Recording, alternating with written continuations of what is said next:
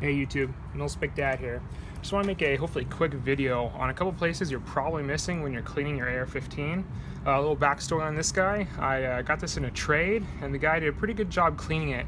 However, looking on some other things that I know most people don't know what to look for, he definitely missed some spots. So just going to kind of show you guys some things and some places that I bet most of you guys have missed. So right now I'm going to go ahead and take this apart and spare you the boring details of what it looks like to take apart an AR-15. If you don't already know, then you really should not be watching this video. Alright, now I've got this taken apart here.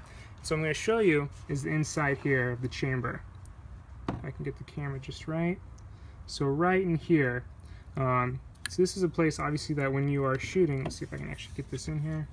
It's a weird angle. There you go. So it's going to be this area right down here. My phone will focus. So obviously when you're the bolt's coming forward and the rounds in the chamber here, obviously it's being fired and going through your barrel. But there's kind of an inner layer right in here and an outer one that's closer to your barrel.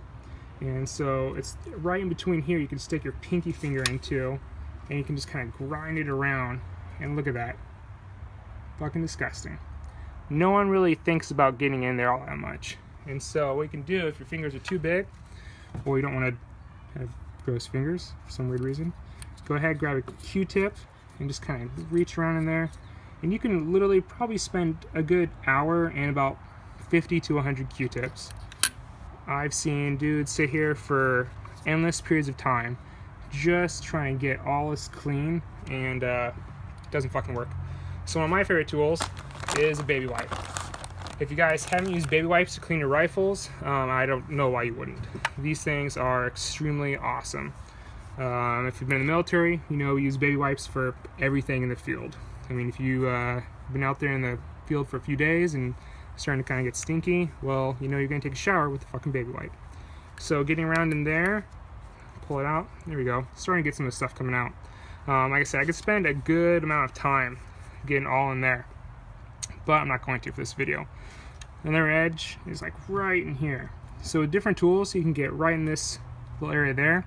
Also right near this. So right in through, if I can get my finger in there, there we go. Right down in here. That's gonna be a huge area that's gonna collect just a ton of carbon and other crap. A lot of people probably go ahead and clean that, but I've seen so many people that have not. Alright, I'm gonna move on to a different section. Alright, now we'll go ahead and go to the bolt carrier group. So just go ahead and disassemble this guy.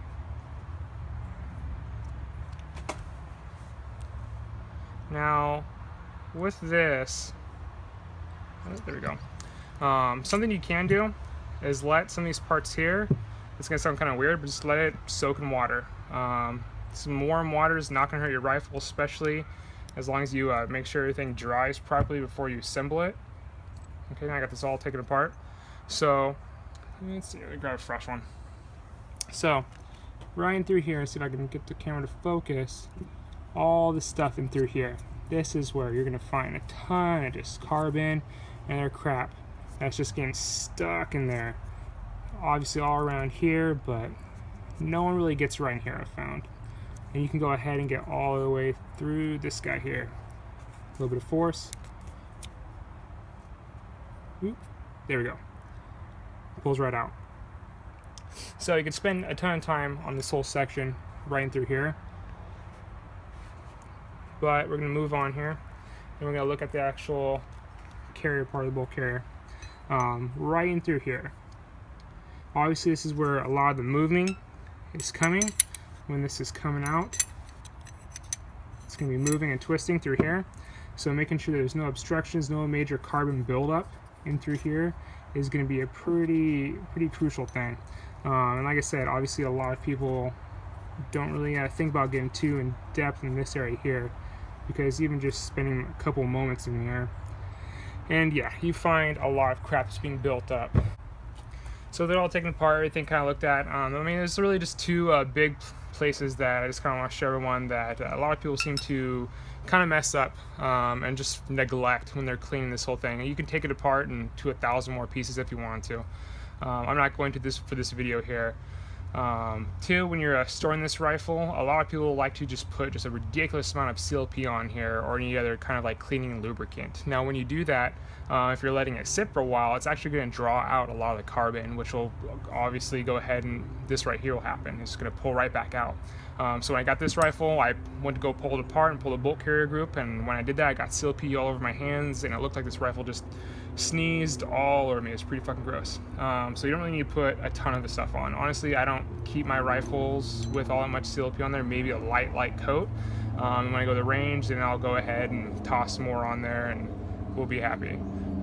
Don't really need to do too much. If you guys have any other questions, feel free to ask me in the comments. If not, please go ahead and subscribe and like my videos. If you guys have any ideas for anything, want me to go into a little more detail on certain aspects of this rifle or AKs, something like that, cool, ask. Anyways, have a good one.